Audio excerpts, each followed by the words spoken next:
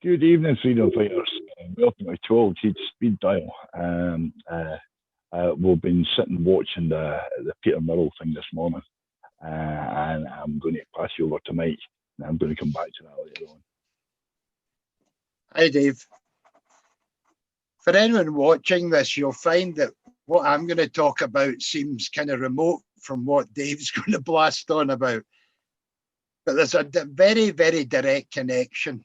And it's something I hope as we do these speed dials, it will become more and more obvious. It's a connection between what Dave's talking about and what I'm talking about. The connection is, it's about power. It's about the use of power. It's about the abuse of power. It's about money.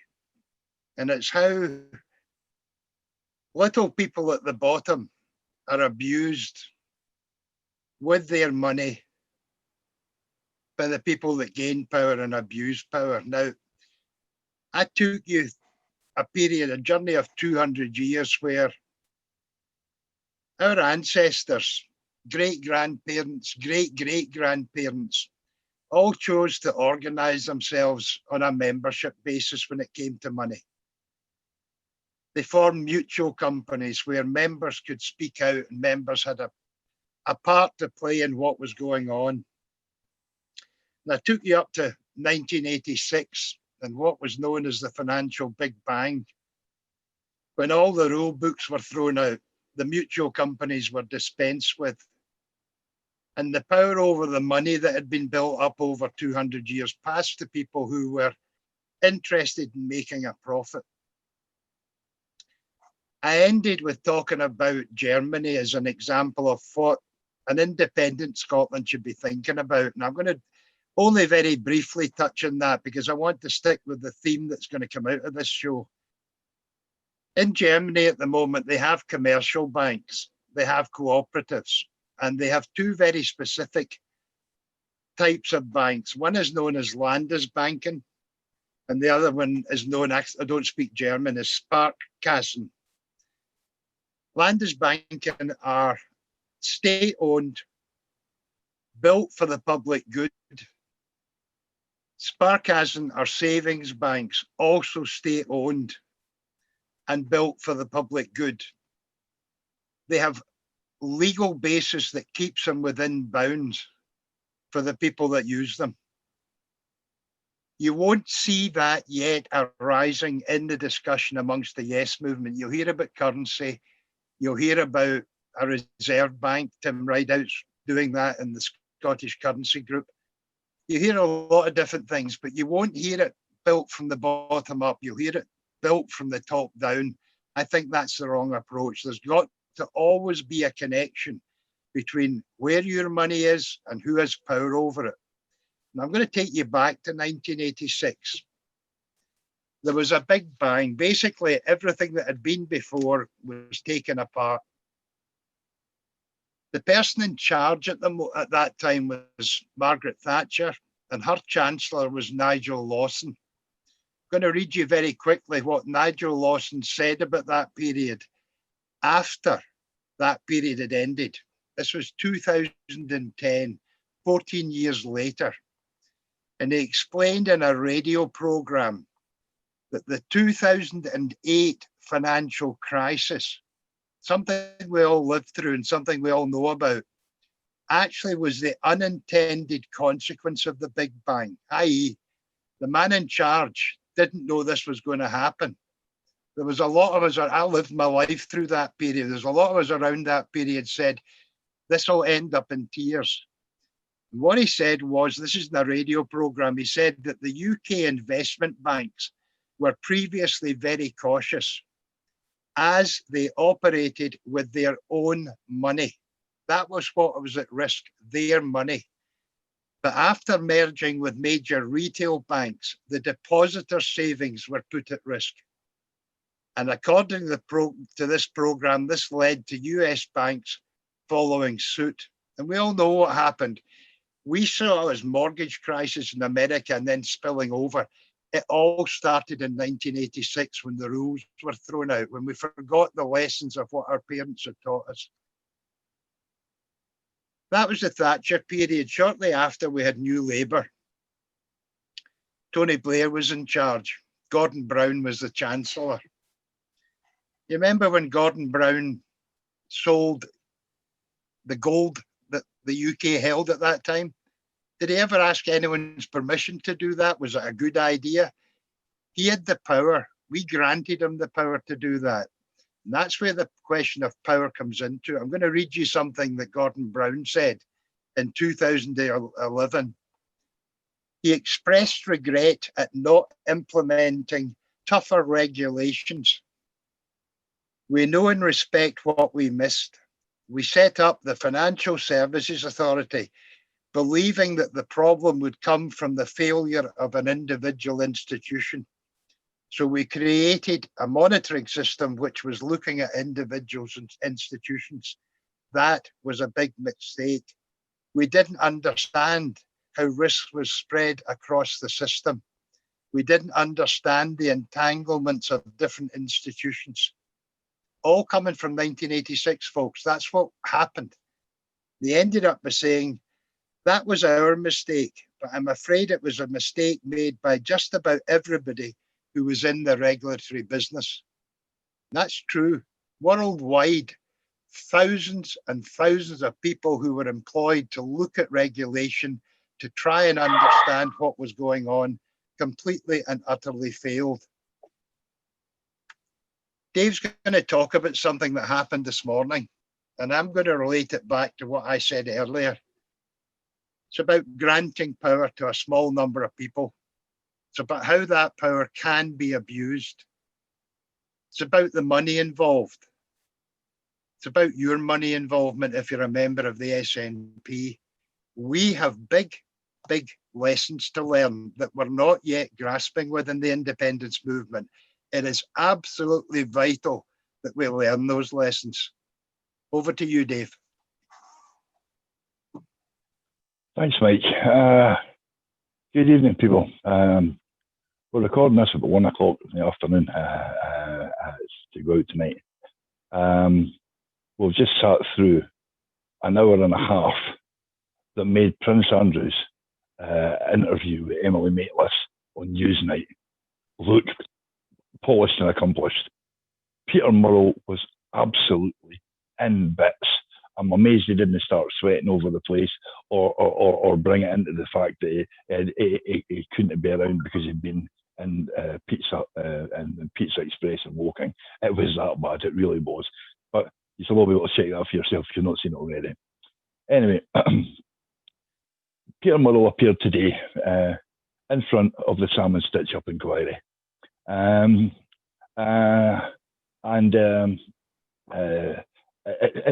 Everybody's been looking forward to it for ages because in between his first statement, where he says he didn't know anything about anything and he had no contact with anything, and he hadn't been in the house on the Easter Monday meeting when Nicola met Alec, to the second one after the release, the leak of the WhatsApp messages that Kenny McCaskill got, when he then apologised. But today it gets even better. So let's go into the WhatsApp messages first. Basically, in his first statement, he didn't mention anything about WhatsApp messages at all, but nothing happened. In his second one, the leaked messages, of which basically Kenny McCaskill got one. They tried to introduce 14 as evidence in the court, and the judge refused to enter them. Now, as far as I know, the Crown Prosecution Service are still refusing to release the other 13, and although Alex got access to them, he's not allowed to give them to the inquiry because of copyright issues.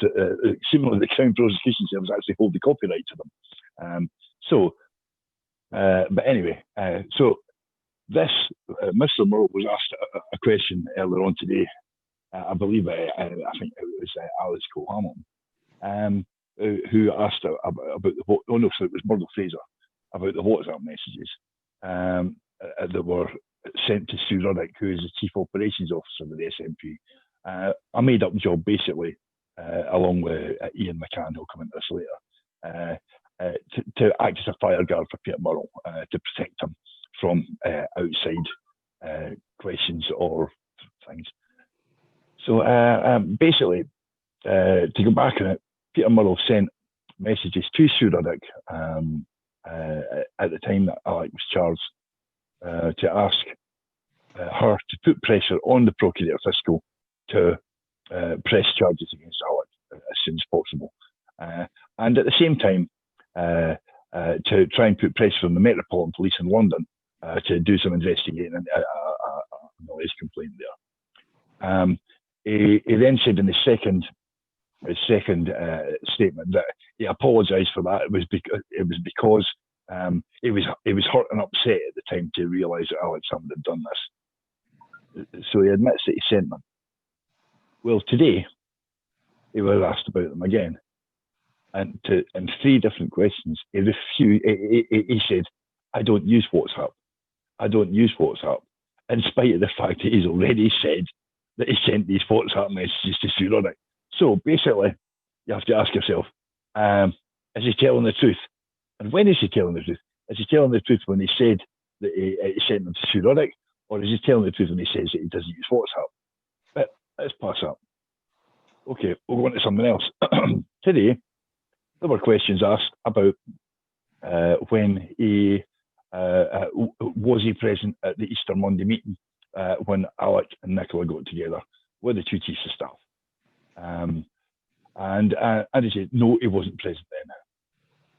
20 minutes further in the interview, under questioning, he said, well, yes, I was there, but I'd been away and I came back while it was still going on. So I just came in and went upstairs and got changed and said hello to people. So basically, it's like Schrodinger's living room in Glasgow. It's like it's either dead or alive, and he's either there or he's not there. But so there you go. Second thing that trips him up. Third thing, you have this whole situation where he is the leader of the largest party in Scotland, of, I believe, by membership at least last year, the second largest party in the United Kingdom. 120,000 members. This guy's CEO. Now, if you had a company that had 120,000 people in it, and you were getting financed to a tune of about £7 million a year, you would expect to know what was going on. Well, honestly, he denied all knowledge of absolutely everything. Managed to draw in his chief enforcer, Ian McCann, who he then refused to name, so I'll name him for you. And it also ties up with a WhatsApp group, because Mr. McCann was the one who set it up. The one where all the alleged victims got together to get their stories straight. The problem is, you tell a lie, and you try to get 20 people to tell even the most simple lie, it gets arms and legs, and as people talk and things change until everybody can't remember what the original lie was. And that's what's happening just now. It's absolutely rolling apart. I just got a message from someone who knows Alec very well just before I come on here, who says Alec's dancing about the room like he's so happy about Peter Murrell's testimony. So I think this is going to go on.